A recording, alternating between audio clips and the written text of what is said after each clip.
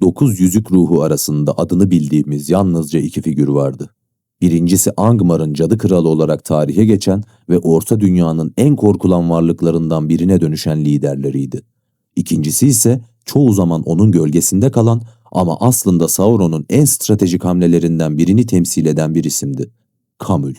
Eğer yüzük tayflarının karanlık hiyerarşisini, Sauron'un doğu üzerindeki hakimiyetini ve tek yüzüğün aranma sürecinin perde arkasını anlamak istiyorsan, Kurgu Anatomisi'ne abone olmayı unutma. Çünkü bu videoda Tolkien'in kaynak metinlerinden yola çıkarak Kamül'ün kim olduğunu, nereden geldiğini ve neden bu kadar önemli olduğunu adım adım çözümleyeceğiz. Kamül hakkında bildiklerimizin büyük kısmı Tolkien'in ölümünden sonra oğlu Christopher Tolkien tarafından derlenen Bitmemiş Öyküler kitabındaki Yüzük Avı bölümünden geldi. Ana metinlerde, yani Yüzüklerin Efendisi üçlemesinde Kamül'ün adı doğrudan geçmedi. Tolkien onu notlarında ve taslak metinlerinde Doğu'nun Gölgesi ve Kara Doğulu olarak adlandırdı. Bu iki lakap karakterin hem kökenine hem de işlevine dair önemli ipuçları taşıdı. Peki Kamül kimdi? Tolkien'in metinlerine göre Kamül, Rum bölgesinden gelen Doğulu kraldı. İkinci çağda Sauron'un insanlara dağıttığı 9 güç yüzüğünden birini aldı. Silmarillion'da açıkça belirttiği gibi bu yüzükleri alan 9 kişi krallar, savaşçılar ve büyücülerdi. Kamül de Doğu'nun güçlü hükümdarlarından biriydi. Yüzüğün ona verdiği güç başlangıçta muazzamdı. Ömrü uzadı, nüfuzu arttı. Savaş meydanlarında rakipsiz hale geldi. Ama bu gücün bedeli yüzüğü takan herkes için aynıydı. Yüzük zamanla taşıyıcısının iradesini eritti, bedenini gölge dünyasına çekti ve onu Sauron'un iradesine bağımlı bir hayalet haline getirdi. 9 yüzük tayfının 2. çağın 2251. yılı civarında ortaya çıktığı kabul edildi. Bu tarih, Tolkien'in Yüzüklerin Efendisi'nin Ek B bölümünde verdiği kronolojiye dayanıyordu. Kamül de diğer 8 ruh gibi bu dönemde insan kimliğini tamamen yitirdi ve bir hayalete dönüştü. Artık ne tam anlamıyla yaşıyordu ne de ölüydü. Görünmez dünyada var olan, yalnızca Sauron'un iradesiyle hareket eden bir gölgeydi. Bu noktada şunu sormak gerekiyor. Kamül neden Númenorlu değildi? Silmarillion'da belirtildiği gibi 9 yüzüğü alanlardan 3'ü Büyük Númenor Lord'uydu. Cadı Kralı'nda muhtemelen Númenor kökenli olduğu Tolkien'in çevirmenler için yazdığı notlarda ifade edildi. Ama Kamül Númenor'dan gelmiyordu. O, Batı'nın yüksek medeniyetinden değil, Doğu'nun kendi güç yapılarından yükselmiş bir hükümdardı. Bu fark çok önemliydi. Çünkü Sauron'un yozlaştırma stratejisinin evrensel olduğunu kanıtladı. Sauron sadece Númenor'un gurur ve ölümsüzlük arzusuyla dolu lordlarını değil, farklı kültürlerin, farklı coğrafyaların güç sahiplerini de aynı tuzağa düşürebildi. Yüzüklerin vaadi her yerde aynı işlevi gördü. Güç, ömür ve hakimiyet. Ve bu vaat hangi kültürden gelirse gelsin, insan doğasının en zayıf noktasına hitap etti. Kamül'ü diğer yüzük ruhlarından ayıran en önemli özellik, 9'lu hiyerarşide 2. sırada yer almasıydı. Angmar'ın cadı kralından sonra en güçlü ve en yetkili yüzük tayfı oydu. Bu konum ona sıradan bir uşak olmaktan çok daha fazlasını verdi.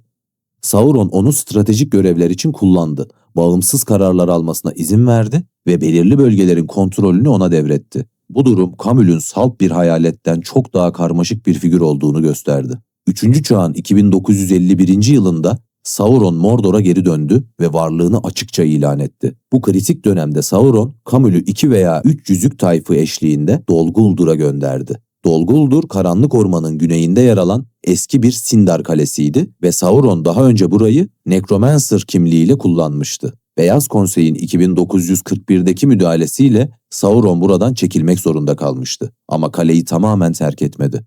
Kamül'ü buraya yerleştirmesi Sauron'un çok yönlü stratejisinin bir parçasıydı. Dol Guldur, Lothlorien ve Thranduil'in orman diyarına baskı uygulayacak bir ileri karakol işlevi gördü. Aynı zamanda Mordor ile kuzeydeki müttefikler arasında bir iletişim köprüsü oldu. Bu atama aynı zamanda Sauron'un Kamül'e duyduğu güveni de gösterdi.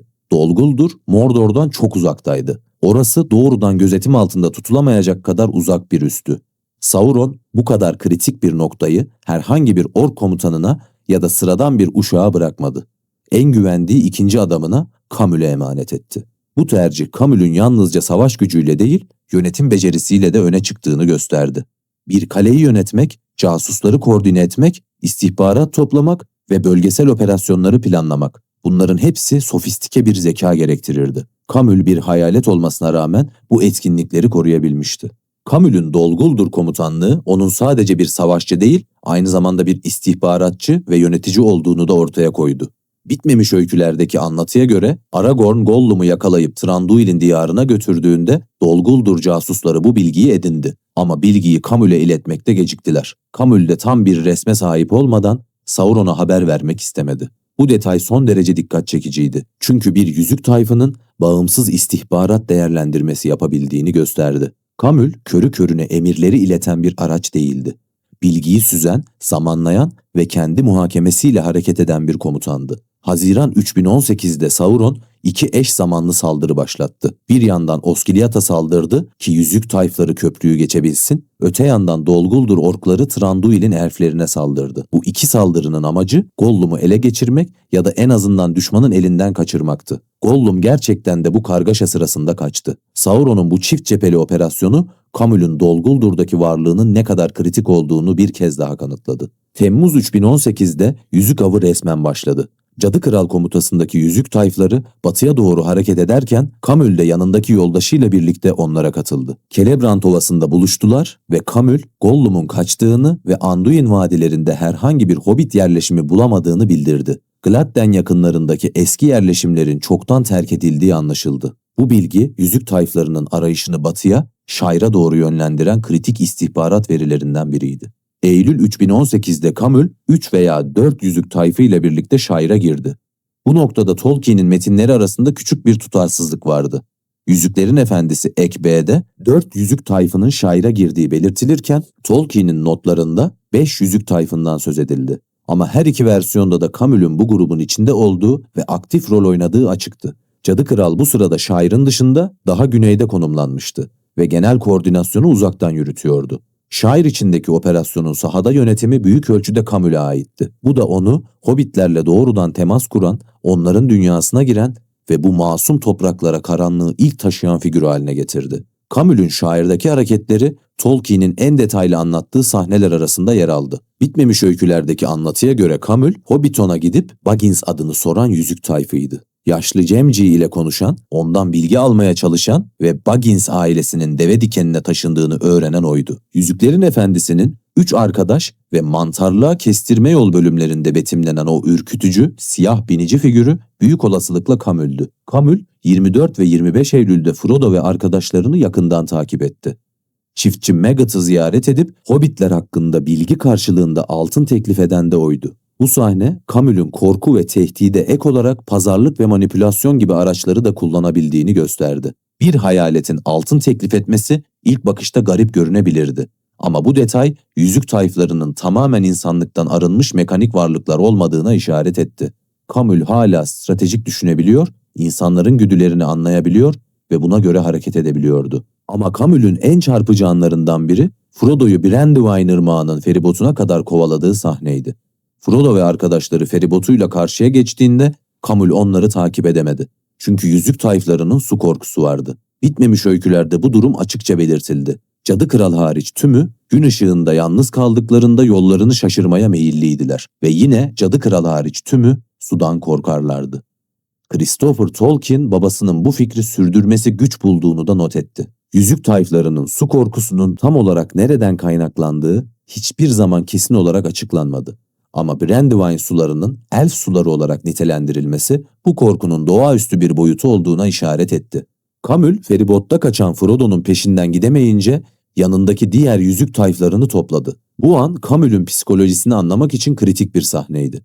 Avının elinden kaçtığı, yüzüğün varlığını hissettiği ama ona ulaşamadığı bir an. Sıradan bir düşman çılgınca suya atlayabilirdi. Ama Kamül durakladı.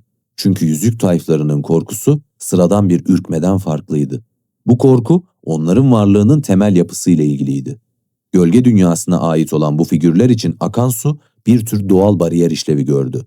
Tolkien bu fikri tam olarak detaylandırmadı ama Brandywine sularının elf suları olarak nitelendirilmesi suyun fiziksel değil metafizik bir tehdit oluşturduğunu düşündürdü. Kamül bu engel karşısında soğukkanlılığını korudu ve yanındaki diğer yüzük tayflarını topladı. Birini Brandywine Köprüsü'nü gözetlemeye gönderdi, ikisini doğu yoluna yollayarak Cadı Kral'a yüzüğün doğuya hareket ettiğini bildirmelerini emretti. Kendisi ise Dolguldur'dan gelen yoldaşıyla birlikte gizlice Bakland'a girdi ve 28 Eylül gecesi Krikallov'a ulaştı. Bu koordinasyon yeteneği Kamül'ün taktik zekasını bir kez daha ortaya koydu. O, Cadı Kral'ın yokluğunda bağımsız operasyonlar yürütebilen, birlikleri yönlendirebilen ve anlık kararlar alabilen bir komutandı. Brunien geçidindeki bozgun, yüzük ruhları için büyük bir darbe oldu. Elrond'un gücüyle kabaran sular, yüzük ruhlarını ve atlarını silip süpürdü. Atlarını kaybeden tayflar Mordor'a geri dönmek zorunda kaldı. Ama bu yenilgi kalıcı olmadı. Sauron onlara yeni binekler verdi. Bu kez kanatları olan, gökyüzünde uçan devasa yaratıklar. Yüzük tayfları Pelennor Savaşı'nda bu yaratıkların sırtında geri döndüler. Pelennor Savaşı, yüzük tayflarının tarihinde bir dönüm noktası oldu. Çünkü bu savaşta Cadı Kral, Eowyn ve Hobbit Merry'nin birleşik darbesiyle düşürüldü. Bu an, Orta Dünya'nın en eski kehanetlerinden birinin gerçekleşme anıydı. Glorfindel'in yüzyıllar önce söylediği "hiçbir erkek eli onu öldüremez" sözü, kelimenin tam anlamıyla doğru çıktı. Cadı Kralı bir kadın ve bir hobbit yok etti. Cadı Kral'ın düşüşünden sonra Kamül otomatik olarak yüzük ruhlarının yeni lideri oldu. Bu liderlik dönemi son derece kısa sürdü ama dramatik açıdan çok önemliydi. Artık Sauron'un en güçlü uşağı oydu. Binlerce yıl boyunca ikinci adam olarak bekleyen, emirleri alan ve uygulayan Kamül, son 10 gününde yüzük tayflarının başına geçti. Ama bu terfi herhangi bir zafer ya da özgürleşme getirmedi. Çünkü Kamül'ün liderliği, Sauron'un iradesine bağlılığın en yoğun olduğu dönemde başladı. Artık sadece emirleri uygulamıyordu. Sauron'un paniğini, çaresizliğini ve öfkesini doğrudan hissediyordu. Kara Kapı Savaşı'nda korkunç yaratığının sırtında savaştı. Kartallar geldiğinde onlarla çarpıştı. Ama tam o sırada Sauron, Frodo'nun hüküm dağında tek yüzüğü parmağına taktığını hissetti ve tüm yüzük tayflarını çılgınca oraya yönlendirdi. Kamül de diğerleriyle birlikte hüküm dağına doğru uçtu. Ama çok geç kaldılar. Gollum yüzüğü Frodo'nun parmağından koparıp lavlara düştüğünde tek yüzük de yok oldu. Ve tek yüzüğün yok olmasıyla birlikte 9 yüzük de güçlerini yitirdi. Kamül ve diğer yüzük tayfları hüküm dağının patlamasıyla yükselen ateş ve lav fırtınasının içinde son buldu. Kamül'ün hikayesi, Tolkien'in Nazgûl kavramını ne kadar derinlikli düşündüğünü gösteren önemli bir örnek oldu. Bu figürler pek çok fantastik eserdeki basit, kötü yaratık şablonundan temelden farklıydı. Tolkien'in yüzük tayfları bir zamanlar güçlü ve muhtemelen saygıdeğer insanlardı. Onları tanımlayan şey doğuştan gelen bir kötülük değil, güç hırsının ve ölümsüzlük arzusunun yozlaştırıcı etkisiydi. Kamül de bu trajedinin somut bir yansımasıydı. Bir zamanlar Run'un güçlü bir kralı olan adam, sonunda kendi iradesini tamamen yitirmiş bir gölgeye dönüştü. Tolkien'in mektuplarında, özellikle 131 ve 246 numaralı mektuplarında, yüzük tayflarının doğasına dair önemli ipuçları vardı. Tolkien, yüzüklerin taşıyıcılarını görünmez kıldığını, onları gölge dünyasına çektiğini ve zamanla fiziksel varlıklarını tamamen eriterek hayaletlere dönüştürdüğünü açıkladı. Bu süreç geri dönüşü olmayan bir çürümeydi. Yüzük tayfları artık kendi istekleriyle hareket edemezlerdi. Sauron'un iradesi onların tek pusulasıydı. Ama Kamül'ün şairdeki bağımsız kararları bu mutlak bağımlılığın bile kendi içinde dereceleri olduğunu gösterdi. Cadı Kral ve Kamül diğer 7 yüzük tayfından daha fazla inisiyatif alabiliyordu. Bu da güçleriyle orantılı bir irade kalıntısına sahip olduklarını düşündürdü. Kamül hakkında bir diğer dikkat çekici bilgi onun tek yüzüğü algılama yeteneğiyle ilgiliydi. Bitmemiş öykülerdeki notlara göre Kamül karanlıkta yüzüğün varlığını güçlü bir şekilde hissedebiliyordu. Ama gün ışığında bu yeteneği zayıflıyordu. Bu detay yüzük tayflarının gölge dünyasıyla olan bağını somutlaştırdı. Karanlık onların doğal ortamıydı. Gün ışığı ise onları zayıflatan, algılarını körelten bir unsurdu. Kamül'ün şairde Frodo'yu bu kadar yakından takip edebilmesinin nedenlerinden biri, olayların büyük kısmının akşam ve gece saatlerinde gerçekleşmesiydi. Kamül'ün doğulu kimliği de Tolkien'in evreninde ayrı bir anlam taşıdı. Tolkien'in eserlerinde doğu, çoğu zaman Sauron'un nüfuz alanı olarak resmedildi. Rum bölgesi, Sauron'un 2. ve 3. çağ boyunca müttefikler devşirdiği, ordular topladığı bir coğrafyaydı. Kamül'ün doğulu bir kral olması, Sauron'un bu bölge üzerindeki etkisinin ne kadar derinden işlediğinin kanıtıydı. Sauron sadece askeri güç değil, bizzat bölgenin liderlerini ele geçirerek doğuyu kontrol altına aldı. Kamül bu stratejinin en uç örneğiydi. Bir kralın ruhunu bile teslim alarak onu binlerce yıl boyunca kendi silahı olarak kullandı.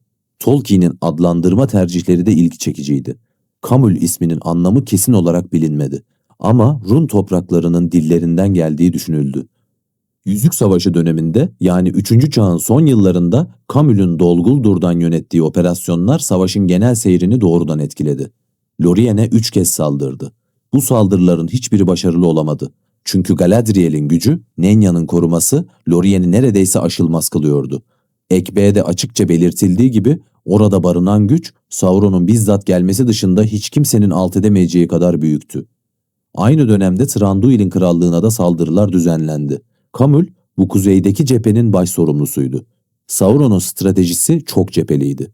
Gondor'a ana darbeyi indirirken kuzeyde Camul aracılığıyla elf güçlerini meşgul etti ve onların güneye yardım göndermesini engellemeye çalıştı. Yüzük yok edildikten sonra her şey çöktü. Sauron'un gücü dağıldı. Orduları panik içinde kaçıştı. Dol Guldur düştü. Galadriel ve Celeborn Dol Guldur'un duvarlarını yıktı ve ormanı arındırdı. Camul artık yoktu. Binlerce yıllık varlığı tek yüzüğün lavlara düşmesiyle birlikte sona erdi. Tıpkı diğer yüzük tayfları gibi o da Sauron'un kaderine bağlıydı ve efendisinin düşüşü onun da sonunu getirdi. Camul'un hikayesi Tolkien'in evreni hakkında bize çok şey anlattı. Birincisi, kötülüğün Tolkien'de asla soyut ve tek boyutlu olmadığını gösterdi.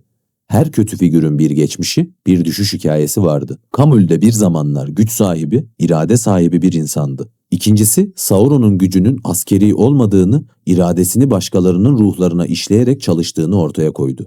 Sauron Camul'u öldürmedi, onu dönüştürdü ve bu dönüşüm ölümden çok daha korkutucuydu. Üçüncüsü, Tolkien'in bile tam olarak çözümleyemediği sorular bıraktığını gördük. Yüzük tayflarının su korkusu, gün ışığındaki zayıflıkları, bağımsız irade kapasitelerinin sınırları. Bu çözümsüz kalan noktalar Tolkien'in dünyasını daha fazla inandırıcı kıldı. Çünkü gerçek mitolojilerde her soru yanıtlanmaz. Bazı gizemlerin gizem olarak kalması evrenin derinliğini artırır. Camul, Tolkien'in yarattığı devasa mitolojinin küçük ama parlak bir parçasıydı. Adı ana metinlerde geçmedi. Ekranlarda büyük bir rol oynamadı. Ama kaynak metinlere dalan herkes onun izini buldu. Doğu'nun gölgesi, Sauron'un en sadık ve en yetenekli uşaklarından biriydi. Onun hikayesi güç hırsının bedelini, iradenin kaybedilmesinin trajedisini ve karanlığa teslim olmanın geri dönüşünün olmayışını sessizce ama güçlü bir şekilde anlattı. Ve belki de en önemlisi Tolkien'in bile satır aralarında gizlediği bu karakterin varlığı bize şunu hatırlattı. Büyük hikayelerin gerçek zenginliği yüzeyde değil derinlerde saklıdır. Eğer bu tür derinlikli analizler ilgini çekiyorsa Kurgu Anatomisi'ne abone olmayı unutma. Bu videoyu beğenerek destek olabilirsin. Bir sonraki videoda görüşmek üzere, hoşça kal.